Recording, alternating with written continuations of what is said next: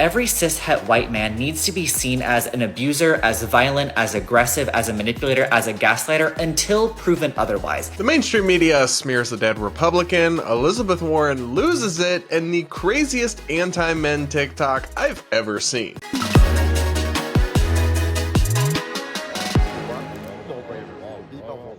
All this and so much more is coming up on today's episode of Brad vs. Everyone, my daily podcast where I take on the craziest ideas from across the internet and across our politics from a center-right, independent perspective. If you're new here, please consider subscribing and sticking around, and don't forget to hit that like button while you're at it. Oh, and leave a comment while you're here. I do read the comments, and I pick a few to respond to in every episode. Anyway, guys, welcome back. Sorry for having to take a few days off again. I had a bunch of stuff going on, but I am back and excited to be doing the show with you all again. Up first, we've got to talk about the bizarre and gross way that the mainstream media treated the death of a former Republican senator. The former Oklahoma senator, James Inhofe, died on Tuesday evening at the age of 89. As Fox News reports, Inhofe, a Republican, was the state's longest-serving senator from 1994 to 2023 and passed away peacefully this morning, surrounded by his wife Kay, his children,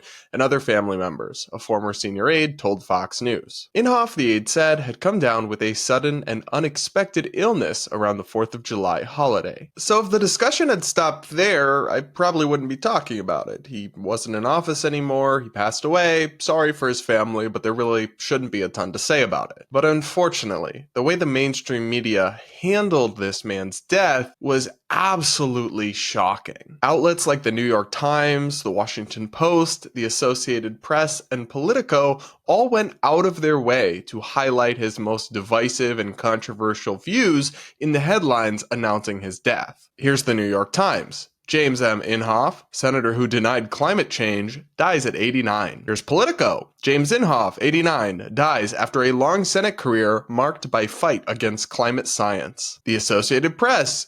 Former U.S. Senator Jim Inhofe, defense hawk who called human-caused climate change a hoax, dies at 89. So this is just a gross way to handle a man's death. They're essentially trying to dunk on him politically in the grave by highlighting a position he took that they think is stupid and harmful and wrong. Inhofe is the senator who infamously brought a snowball into the Senate with him to try to argue that climate change isn't real. And to be clear, I think he was totally wrong about that, and that some of the stunts and arguments he made were completely cringeworthy. But call me crazy, but I would hope that we could mark the passing of a politician, Democrat or Republican, without dunking on them in the literal headline and highlighting their least favorable attribute or accomplishment. It would be one thing if they did this anytime someone of note died. They just always put like the least flattering thing they could think of in the headline. But mainstream media outlets don't do this to anyone except Republicans. For example, the New York Times. Let's look at some of their headlines when prominent Democrats passed away. Edward M. Kennedy, Senate stalwart, is dead at 77. Of course, they could have said Edward M. Kennedy, who left a woman for dead, dies at 77. Or what about Robert C. Byrd, a pillar of the Senate, dies at 92? They could have said Robert Byrd, former KKK leader and staunch segregationist, dies at 92. But they didn't put those unflattering facts in the headline. And it might shock you to learn that those two individuals were Democrats. But perhaps even worse is the now infamous headline the Washington Post ran, where they referred to the passing of a leader of ISIS and described him as a, quote, austere religious scholar at helm of Islamic State, who dies at 48. So the Washington Post, when it comes to their obituaries at least, treats Republicans worse than literal terrorists. That sounds like hyperbole, but it isn't. It's just a gross way in general to handle people's deaths, but it's particularly gross when it's done with such a clear partisan and ideological bias to the point of treating Republicans worse than genuinely evil people. And to me, as a recovering journalist, it's another sign of why the media has lost the faith of the public, especially Republicans. According to a 2022 Gallup poll, only 14% of Republicans trust the mass media. And when you see stuff like this, it's not hard at all to understand why that would be. Republicans see the mainstream media, frankly, as full of institutions and run by individuals that hate them, that despise people with their beliefs. And while that's not true in all cases or for all people, it's true to a certain extent. Ultimately, obituaries aren't the biggest deal in the world, but for me, it's a microcosm of the rot at the heart of mainstream media and the deep ideological bias that has replaced any attempt or any even pretense of objectivity or neutrality left at these institutions. And that's a problem because we need a healthy media to function as a society in the long term. But the mainstream media is run by people who are going to keep weaponizing their institutional power to attack their enemies, no matter how much credibility they have to burn with the public to do it. And that's far more concerning to me than one random former politician's quirky and ignorant views about the climate. But what do you think? Are you surprised to see this kind of stuff from the mainstream media, or is it just par for the course these days? Let me know in the comments. And now we've got to talk about my favorite member of the United States Senate, the one and only Elizabeth Warren, our Native American icon, because she is back with a hot take about what she wants to do to save the Supreme Court. But what she's suggesting would actually destroy American government as we know it. So, in case you've been living under a rock lately, liberals and progressives are very upset about the US Supreme Court right now because it's handed down a series of decisions concerning Trump and other issues that they really strongly disagree with. In response, rather than explain why they're wrong or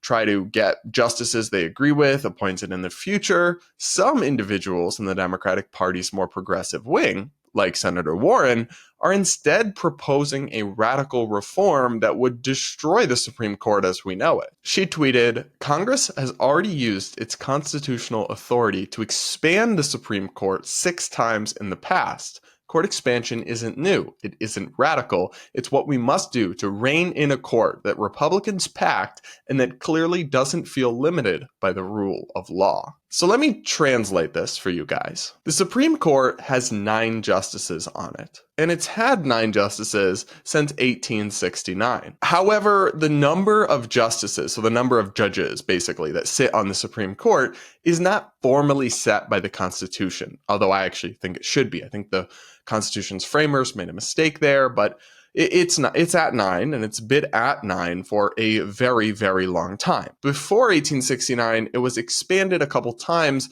to deal with increased caseloads, not in a partisan or ideological way. But because it's not formally set by the Constitution, folks like Elizabeth Warren are correct when they say that it is constitutional for Congress and the president to enact legislation increasing the number of seats on the court. So what they would have the Congress do is pass a bill saying, actually, there will now be 13 justices, for example, which would create 4 additional seats that they would then get to fill. If you add 4 liberal justices, all of a sudden, you no longer have a conservative majority, you have a liberal one. In the short run, this would mean more rulings that people like Elizabeth Warren like, and that Biden's agenda, more of it would probably be upheld. But in the long run, or honestly even the medium run, not even a particularly long run, it would genuinely put us on a path towards the complete and total destruction of the Supreme Court as we know it. Because what would happen as soon as Republicans took power again? They would do the same thing, and they would increase it from 13 justices to 16 to balance it back out or to respond to the Democrats packing the court by packing it more. And when Democrats came back into power, they would pack it again, and it would start a vicious cycle. Before you know it, the Supreme Court would have 500 members. It would become a complete joke of an institution. It would lose all legitimacy, and under the Constitution, the Supreme Court doesn't actually have any enforcement powers. So really, its legitimacy is the only thing that gives it power, that allows it to functionally serve as a check on the executive and legislative branches. So if it became a total joke in the eyes of the public and the Congress and had 500 members and was a complete clown show because it just kept getting packed, it wouldn't be long before a president just started ignoring its rulings. And then we would functionally cease to have a third branch of government, meaning that the Supreme Court, the next time there was a Trump 2.0 or a Republican president, wouldn't be able to block their actions or strike them down when their legislation goes beyond the bounds of the Constitution in the way that this Supreme Court, with a few different members but largely similar composition, very much did do when Trump was president. In their pursuit of short-term gain, people like Elizabeth Warren would actually destroy something that keeps their political enemies in check and very much stops them from becoming the dictators that progressives are worried they want to be. So make no mistake about what Democrats are advocating for when they say we need to pack the court. And they also, by the way, are lying when they say that Republicans packed the court. They did not increase the number of justices, which is what that means. They did engage in some shenanigans to get their people on the court. We could discuss that. Some of that I think was wrong, but it's not the same thing as packing the court. Guys, there's a reason that packing the court is something you typically see happen in actual banana republics with actual dictators. It's an authoritarian and dangerous tactic that has no place in a free society and is incredibly short-sighted. Thankfully, to date, President Biden himself has resisted the calls from the more extreme flank of the Democratic Party to enact this kind of court packing. But that so many major figures on one side of the aisle support this truly radical and destructive idea is deeply, deeply concerning to me. But what do you think? Do you somehow agree with Senator Pocahontas on this one? Let me know in the comments. And now it's time for Brad versus TikTok, my segment where I take on the craziest ideas from across the clock app. Pronoun of the day is slugs. Make sure you're subscribed and don't forget to hit that like button while you're settling in. And now let's watch perhaps the craziest anti-men TikTok I have ever seen. Because of patriarchy, I would argue that every cishet white man needs to be seen as an abuser, as violent, as aggressive, as a manipulator, as a gaslighter, until proven otherwise. There's a sound that's on this app where it's like, oh, all men should start off in prison and then prove that they can get out. I don't believe in the prison industrial system, so I'm not going to say that. But I believe that it's incredibly naive in this day and age with technology, with the news, with seeing firsthand accounts, with documentaries, with all this information, all this personal experience, and to believe that men are inherently good at this point blows my mind. Oh my gosh. I see so much crazy stuff on TikTok. You'd think I wouldn't get surprised at this point, but even with that in mind, this one still threw me for a massive loop. I mean, one, it's always a massive red flag when you see a white man who is cisgender or whatever talking about how white cisgender men are so evil and bad. Oh my God, it's like, they're not going to pick you, babe. You're not one of the good ones. If you actively declare an entire demographic group of people evil or bad inherently by virtue of belonging to that demographic, you're not somehow an exception just because you're the one making the declaration. And I mean, how is it progressive to speak like this? To take an entire demographic group of people and blame them all. Guilty until proven innocent is basically what he said, which is pretty Orwellian, and basically all assign collective guilt and blame for the actions of some individuals. I mean, in any other context, we would view that rightly as discriminatory profiling. Imagine if you said that Black people are more likely to commit a certain type of crime statistically than other groups of people, so they should all be viewed as that type of criminal until it's proven that they're not that. We'd be like, whoa, that's racist. That's f***ed up. That's wrong. And it would be all of those things. But just because you swap out Black people with cis-het white men doesn't make the same logic somehow not evil. And part of this rant is just him delusionally inveighing against a total straw man he basically made up. No one, at least nobody sane that I've ever spoken to ever assumed that men are inherently good. But those of us who haven't hit the crack pipe have also not assumed that men are inherently bad, because no group of people is inherently bad or good as a collective. You're actually the one engaging in that kind of discriminatory and sweeping black and white thinking. It is wild to me because on TikTok, you can basically say whatever you want about cis white men. But if you say even the most milquetoast statement on any number of topics that is pushing in the other direction, you will be immediately censored, get a strike, and potentially have your account banned. It's really quite something. Now let's watch a little bit more of this video. The full thing is like 4 minutes. I'm not going to do that to you guys. I suffered enough watching it, but I'm not going to inflict the entire diatribe on you. But I will play you this second part because there's a couple parts of it that are bizarre and funny. I think it's a lot of women and a lot of non-men know that men are not inherently safe, emotionally stable, non-violent. Like, it's all of those attributes. And again, like, I think men are victims under patriarchy, and it feels this whole realm where it's like, oh, like it breeds bad behavior, and it enforces this weird socialization of it being okay, and all of that.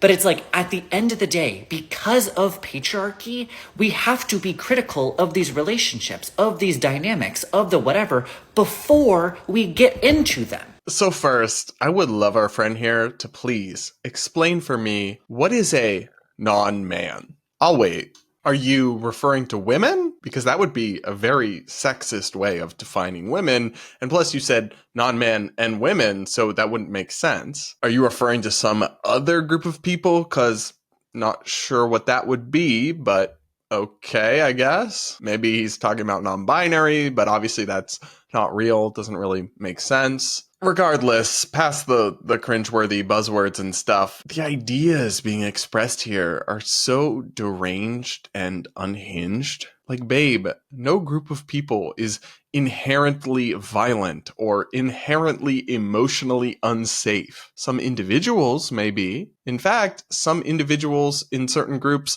may be those things at higher rates than individuals are in other groups. But it's still wrong to judge any individual on the basis of their uncontrollable and unwilling belonging to some immutable trait demographic group. And you can't make assumptions about any person based on generalizations without being engaged in profiling and discrimination by definition. That's not somehow okay just because you've wrapped it in woke bubble wrap and you're now acting like it's a progressive male feminist talking point. It's still the same shit. A turd wrapped up in woke bubble wrap still smells like shit. It's just crazy to me how much the woke people and the alt-right honestly sometimes sound the same. Like, it's giving woke KKK. If you just switched out the names of the groups and switched out cishet white men with other groups, you literally would be sounding like you're reading anonymous frog profile picture alt-right people. Are you proud of yourself, babe, that you sound like that? Because if it was me and I sounded like those people, that would prompt me to engage in some serious self-reflection. But I won't be holding my breath waiting on that one to happen. You guys let me know what you thought of that interesting video in the comments below, and we'll read a few of your comments from the last episode before we round out for today. One person commented about that whole person-first language thing. They aren't terrorists. They are persons of terror. Yeah, it really is so stupid. Another person says, Brad reads out language guide. Me, no! Yeah, that's kind of my reaction to this stuff too. It's just like, shut up, go away. Stop trying to tell me what to say, or try to stop obsessing over little tiny things that have no bearing on anyone's life and mean very little in the grand scheme of things, and maybe actually do your job. Another person says, I'm absolutely gutted, Brad. A Chelsea fan? Crying emoji. Yes, I am a Chelsea fan, and I have been since 2012. So, not gonna change. Trust me, I've now stuck with the club through some very dark times. If you know, you know. And I'm still here. So, yep, hate me, love me, whatever you want to do. But I'm a Chelsea fan for life. Another person writes, I'm a simple person. I hear pronoun of the day is slugs, and I giggle every single time. Yeah, this is so funny. So this is referring to the little introduction I have for my Brad versus TikTok segment. And look, when I was having that put together, I had to go through so many of the TikToks that I've reacted to over the years and try to find one that like perfectly encapsulates the brain rot of that app. And I landed on the one and only pronoun gal and her favorite little ditty of mine, which is slugs pronouns. It doesn't get old for me either, honestly. So I'm glad you like it. All right, everybody. That is it for this episode of Brad versus Everyone, my daily podcast. Make sure that you hit that like button to reward my suffering if you're watching me on YouTube. Make sure you subscribe, blah, blah, blah, comment, yada, yada, yada. Oh, and if you're listening on Apple Podcasts or Spotify or another podcast platform, which you can do, by the way, I'll put the links in the description. Do take a second to rate and review the show so we can grow on there. And with that, we'll talk again tomorrow.